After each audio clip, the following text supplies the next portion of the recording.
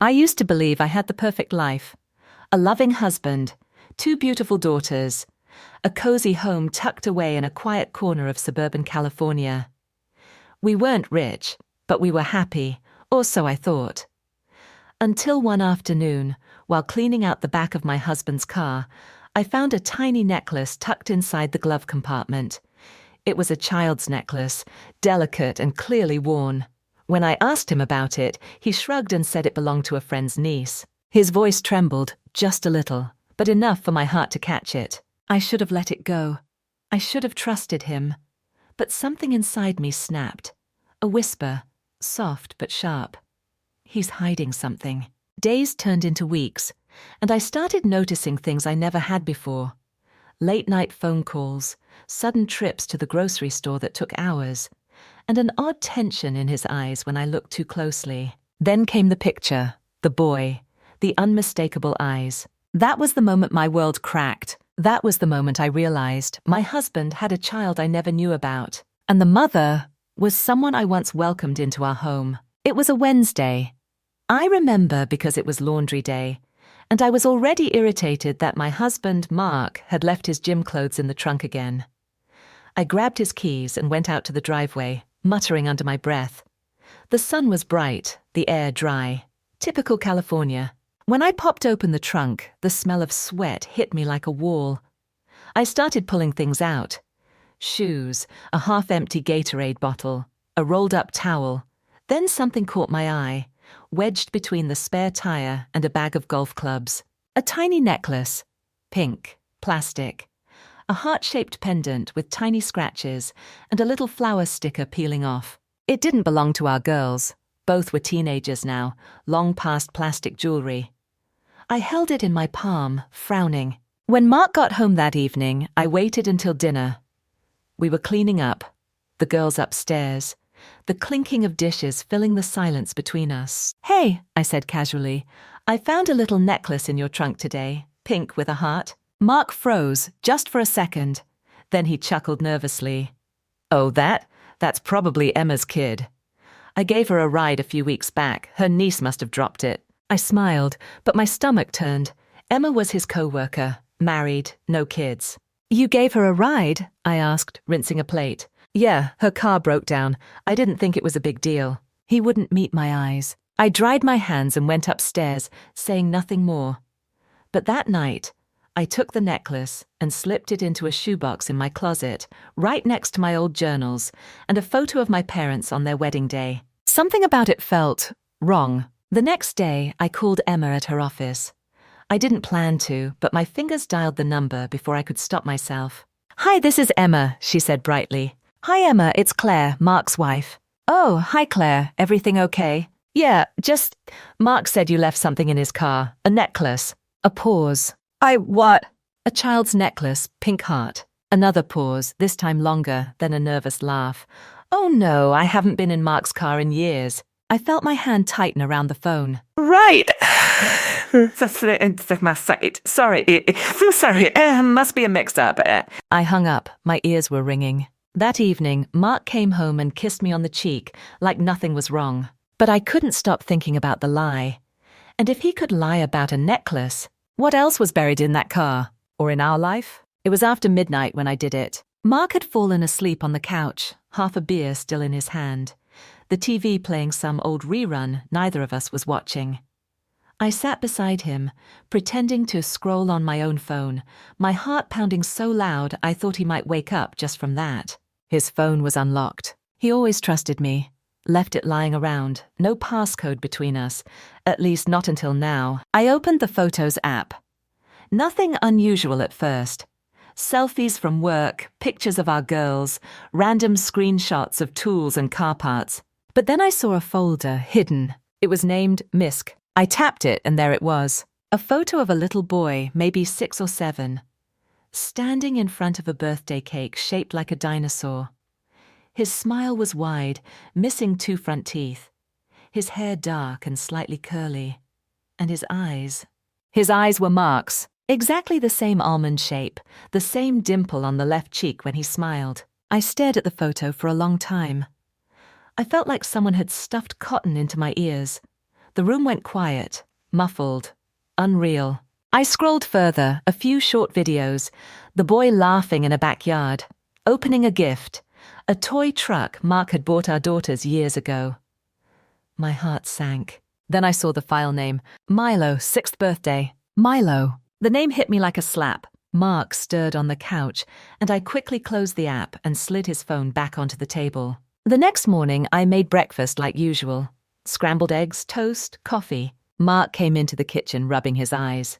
"Smells good," he said, leaning in to kiss me. I turned my face slightly, so it landed on my cheek. "You sleep okay?" I asked.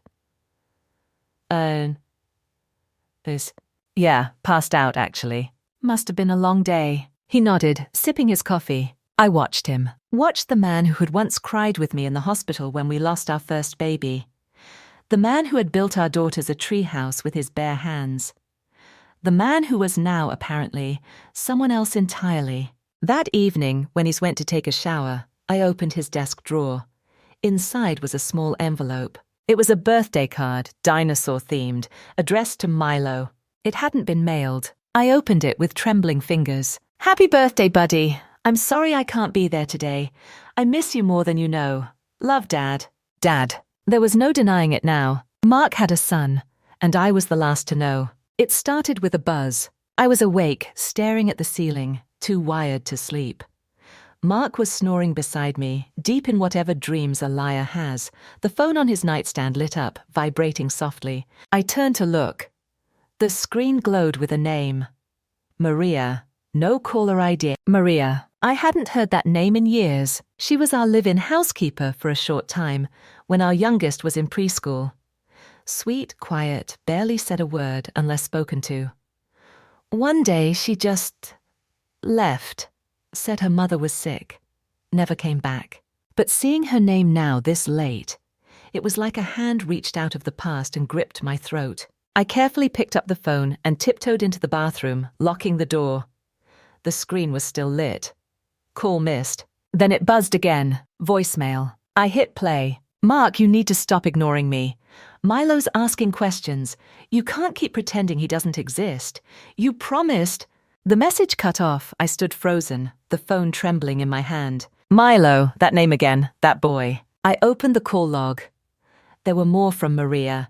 Some answered, some ignored. Always late at night.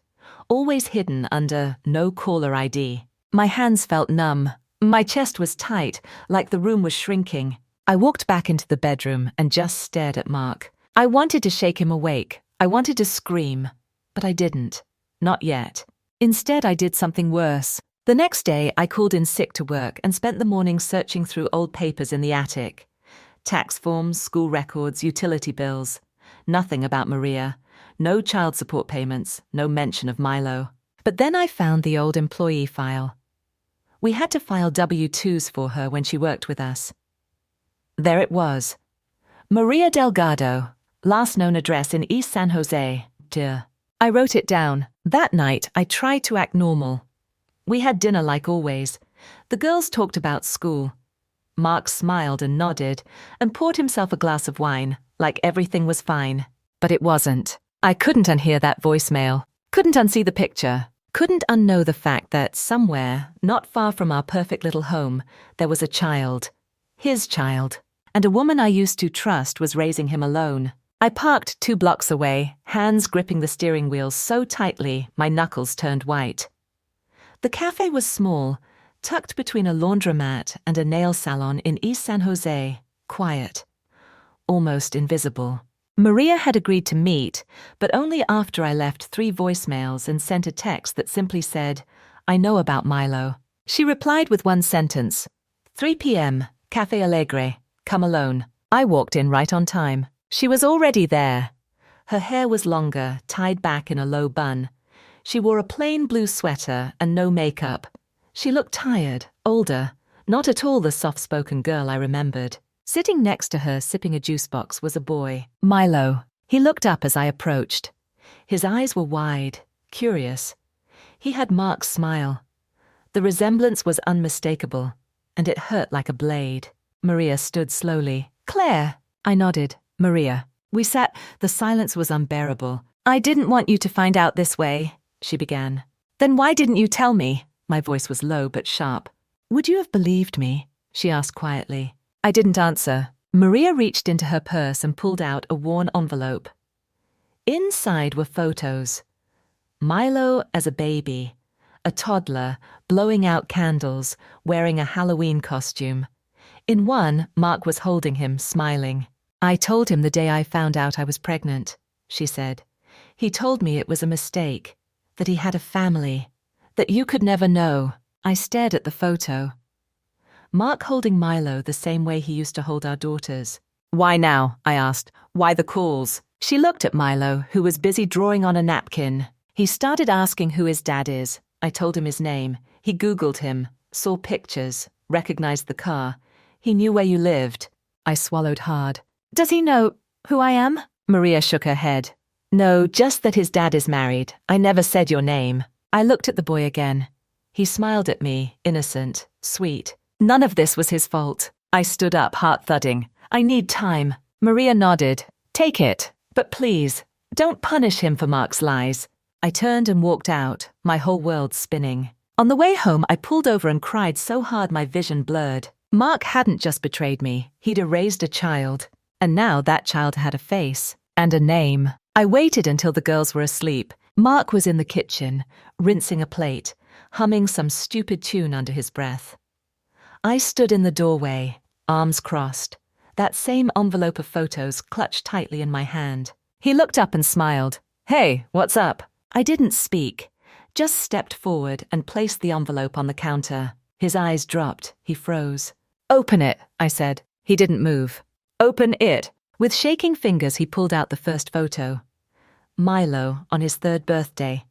Then another, Mark holding him in a park. His lips parted, but no sound came out. How long? I asked. He didn't answer. How long have you been hiding this from me, Mark? Finally, he looked at me, guilt plastered across his face.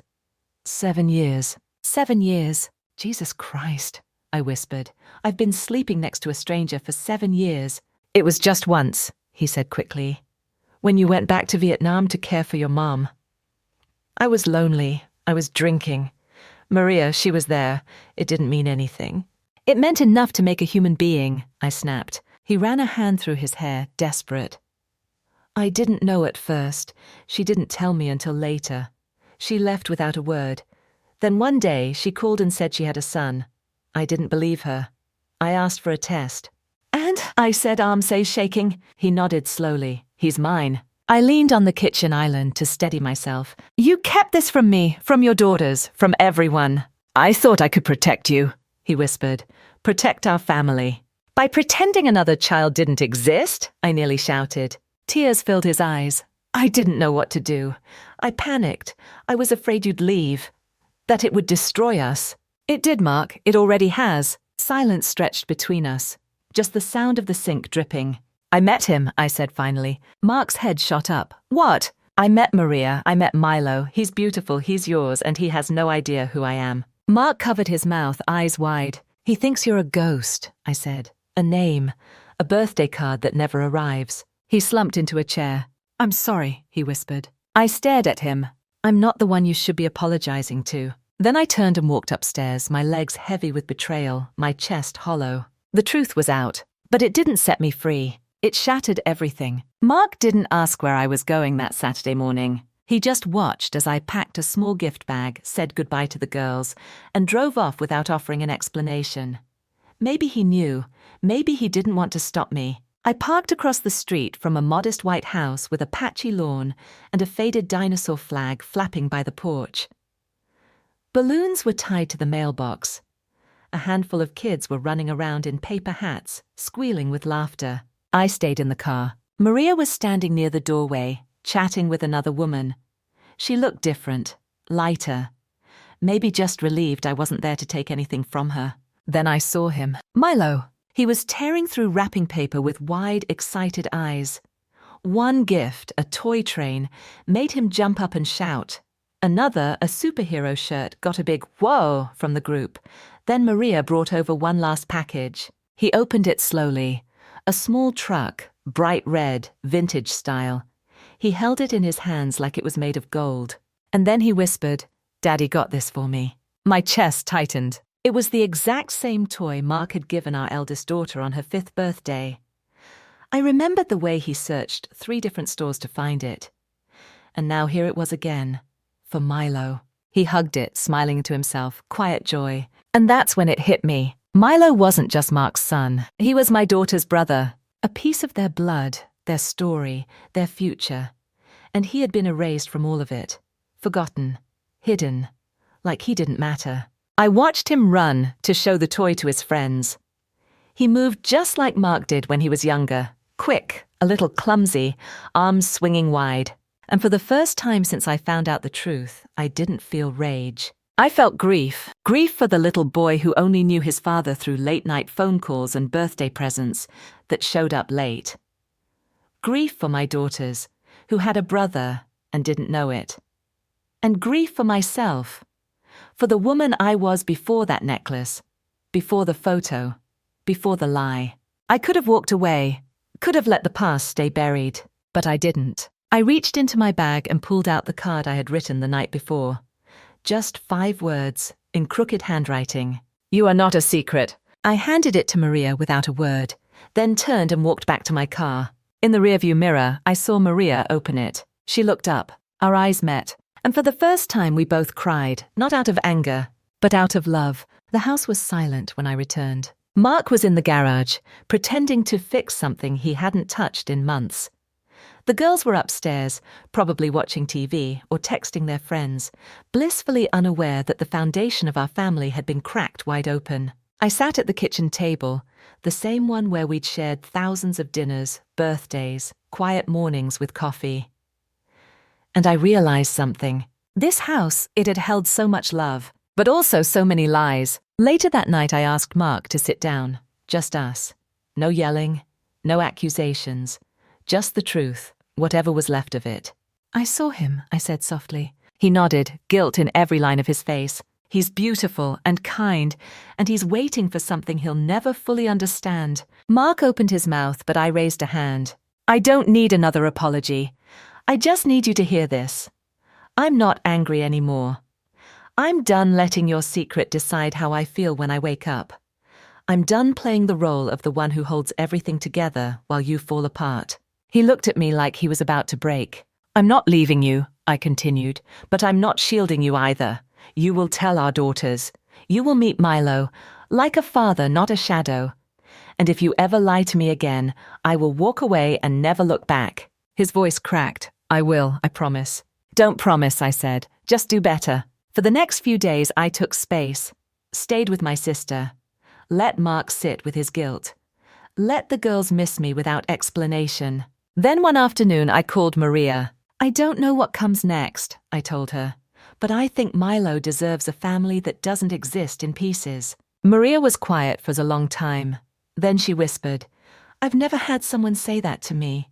"Well, now you have," I said, tears sliding down my cheek. "I'm not doing it for Mark. I'm doing it for the boy who looks like my daughter, who smiles like my husband, who didn't ask for any of this."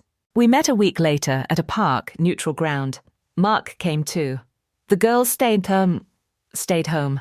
And when Milo saw Mark from a distance, his face lit up like the sun. He ran, arms open. "Daddy!" Mark knelt and caught him, whispering something I couldn't hear. I stood beside Maria, both of us watching. And for the first time in a long, long while, I felt like I could finally breathe. I used to think forgiveness meant forgetting, letting go, moving on like nothing happened. But now I know. It's not about pretending the pain didn't exist. It's about deciding the pain doesn't control you anymore. Mark betrayed me. He shattered something sacred. And no matter how much glue we use, our marriage will never look the same again. But that little boy, Milo, he changed everything. He reminded me that even in the middle of heartbreak, there's room to choose something softer. I chose to stay, not because I'm weak, but because I'm strong enough to rebuild with my eyes wide open. Strong enough to say, "This hurt me," and still walk forward anyway. Forgiveness isn't for him, it's for me. So I can sleep without wondering. So I can look in the mirror and see someone who didn't let bitterness win. My family doesn't look like it used to, but maybe that's okay. Maybe it never did. Maybe it finally looks real.